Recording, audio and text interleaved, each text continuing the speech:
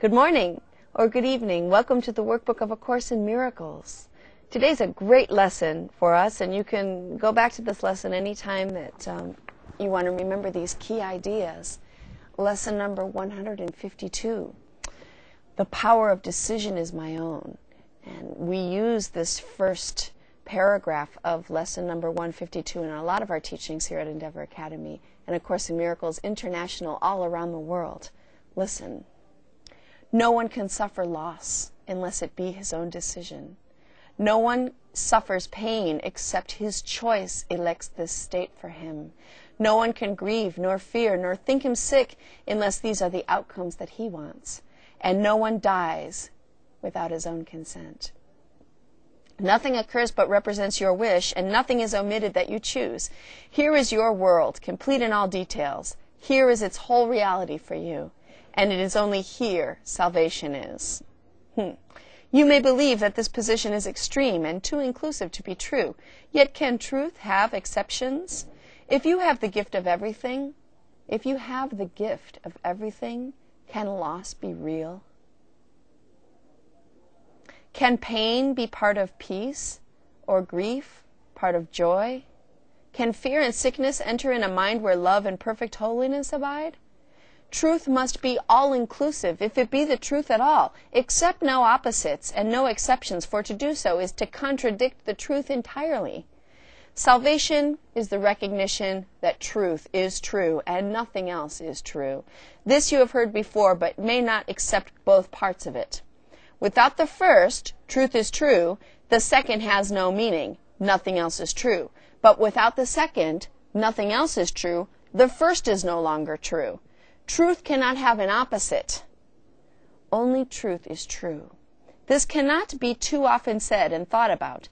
For if what is not true is as true as well as what is true, then part of what is true is false, and truth has lost its meaning. Nothing but the truth is true, and what is false is false. This is the simplest of distinctions, yet the most obscure. But not because it is a difficult distinction to perceive. It is concealed behind a vast array of choices that do not appear to be entirely your own.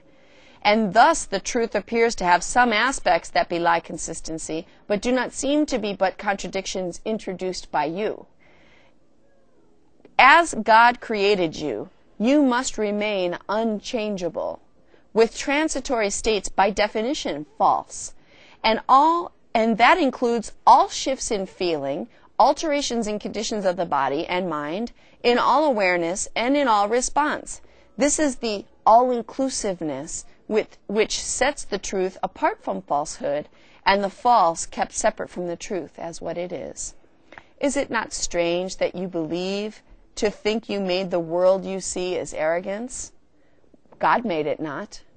Of this you can be sure. What can he know of the ephemeral, the sinful and the guilty, the afraid, the suffering, the lonely, and the mind that lives within a body that must die? You but accuse God of insanity to think he made a world where such things seem to have reality. He is not mad, yet only madness makes a world like this. To think that God made chaos contradicts his will, invented opposites to truth, and suffers death to triumph over life. All of this is arrogance. Humility would see at once these things are not of him. And can you see what God created not?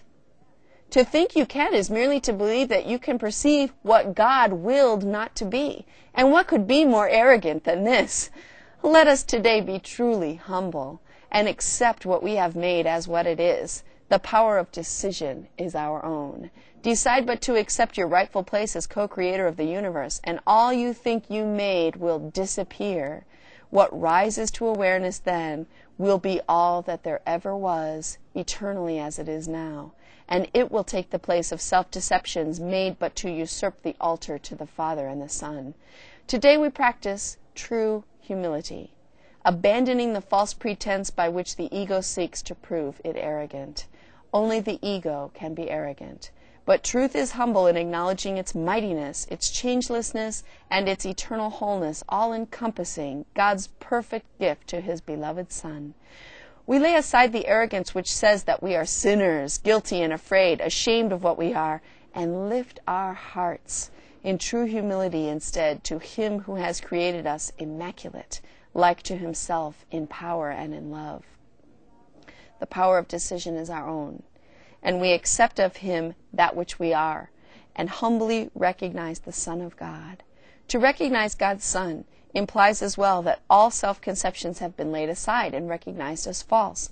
Their arrogance has been perceived, and in humility, the radiance of God's Son, His gentleness, His perfect sinlessness, His Father's love, His right to heaven and release from hell are joyously accepted as our own. Now do we join in glad acknowledgement that lies are false and only truth is true. We think of truth alone as we arise and spend 5 minutes practicing in its ways, encouraging our frightened minds with this: the power of decision is my own. This day I will accept myself as what my Father's will created me to be. Then will we wait in silence, giving up all self-deceptions as we humbly ask ourselves that He reveal Himself to us. And He who never left will come again to our awareness, grateful to restore His home to God as it was meant to be. In patience, wait for Him throughout the day, and hourly invite Him with the words with which the day began, concluding it with the same invitation to yourself. God's voice will answer, for He speaks for you and for your Father.